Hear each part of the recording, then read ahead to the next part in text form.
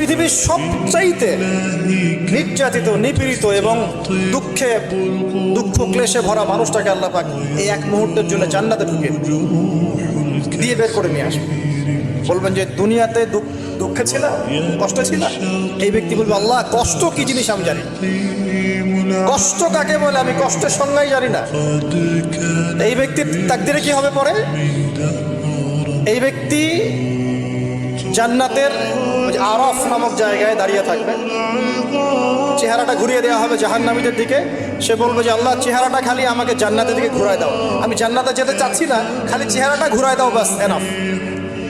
আল্লাহ বলবেন আর কিছু চাবো না তো? না, আর কিছু চাবো না। ঠিক আছে, চেহারা ঘুরাই দিলাম। এবার চেহারা জান্নাতের দিকে ঘুরে আসে, জান্নাতের ঘ্রাণ, জান্নাতের নেয়ামতের স্নিগ্ধতা সব পাচ্ছে সে।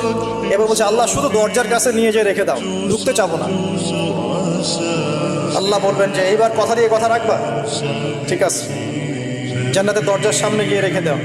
ও বেচারা দরজা ধরে দাঁড়ায় আসছে, চিন্তা করবে, ও ভাববে, ওই সময় সে ভাববে, হাদিসে এত স্পেসিফিকলি আসছে, সে ভাববে আর কিভাবে আল্লাহকে বলবো, আল্লাহ তো এতদূর পর্যন্ত নিয়ে আসলেন।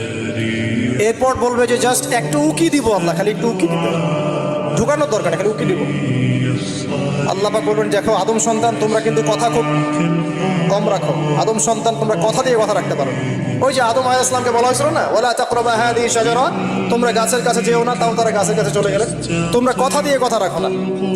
এবার উকি দিয়ে সে বলবে আল্লাহ এতদূর যখন নিয়ে আসছো, আল্লাহ আমাকে আর এখান থেকে দূরে ঠেলে দিও না, আমাকে ঢুকাই দাও আল্লাহ জান্নাতে। আল্লাহ পাক তাকে জান্নাতে ঢুকাই দিবেন এবং এই দুনিয়ার চাইতে 10 গুণ বড় জান্নাত তাকে দিবেন।